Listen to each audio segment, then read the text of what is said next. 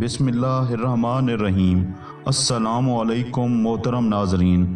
ایک روز حضرت عیسیٰ علیہ السلام کا گزر ایک قبرستان سے ہوا تو وہاں ایک شخص ایک قبر کے پاس بیٹھا ہزاروں قطار رو رہا تھا۔ آپ علیہ السلام نے رونے کا سبب پوچھا تو کہنے لگا، یہ میری زوجہ کی قبر ہے، یہ میرے چچا کی بیٹی تھی، مجھے اس سے بہت زیادہ پیار تھا، میں اس کی جدائی برداشت نہیں کر سکتا۔ حضرت عیسیٰ علیہ السلام نے فرمایا، اگر تو چاہے تو میں اللہ عز و جل کے حکم سے تمہاری بیوی کو زندہ کر دوں۔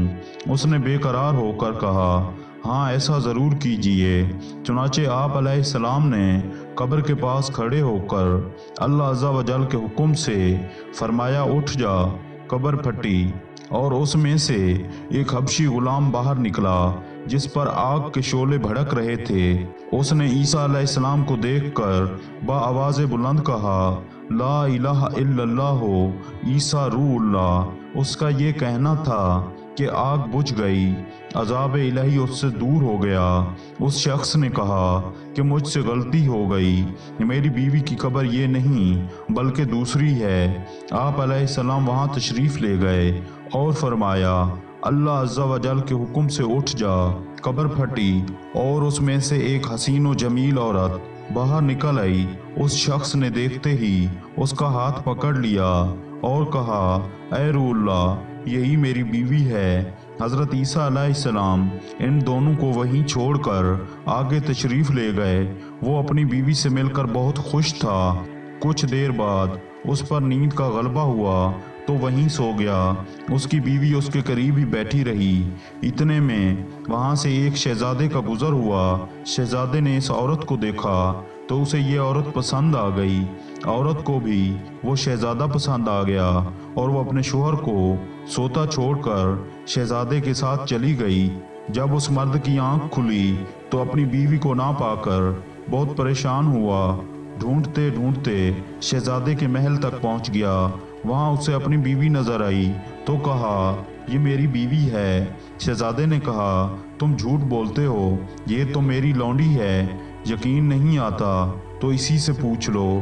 یہ سن کر اس بے وفا عورت نے فوراً کہا، ہاں میں شہزادے کی لونڈی ہوں، میں تو تمہیں جانتی تک نہیں، تم کون ہو؟ تم بے جا مجھ پر الزام لگا رہے ہو۔ یہ سن کر وہ روتا ہوا محل سے واپس آ گیا۔ کچھ دنوں بعد حضرت عیسیٰ علیہ السلام سے ملاقات ہوئی تو عرض کی، اے روح اللہ، میری بیوی جسے آپ نے زندہ کیا تھا اب شہزادے کے پاس ہے۔ شہزادہ اسے اپنی لونڈی بتاتا ہے، وہ بھی یہی کہہ رہی ہے کہ میں شہزادے کی لونڈی ہوں، تمہاری بیوی نہیں ہوں، آپ ہمارا فیصلہ فرما دیجئے۔ لہٰذا آپ علیہ السلام نے اس عورت سے فرمایا، کیا تو وہی نہیں ہے جسے میں نے اللہ عز و جل کے حکم سے زندہ کیا تھا؟ اس عورت نے کہا، نہیں میں وہ نہیں ہوں۔ آپ علیہ السلام نے فرمایا، اچھا تو ہمیں ہماری دی ہوئی چیز ہمیں واپس کر دے۔ اتنا فرمانا تھا کہ وہ جھوٹی و بے وفا عورت مردہ ہو کر زمین پر گر پڑی۔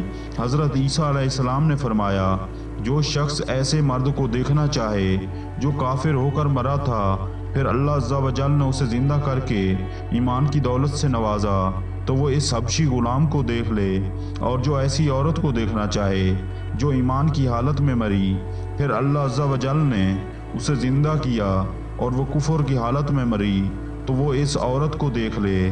اللہ پاک سے دعا ہے کہ اللہ پاک ہمیں مرتے وقت کلمہ طیبہ نصیب فرمائے اور ایمان والی موت نصیب فرمائے۔ آمین ثم آمین۔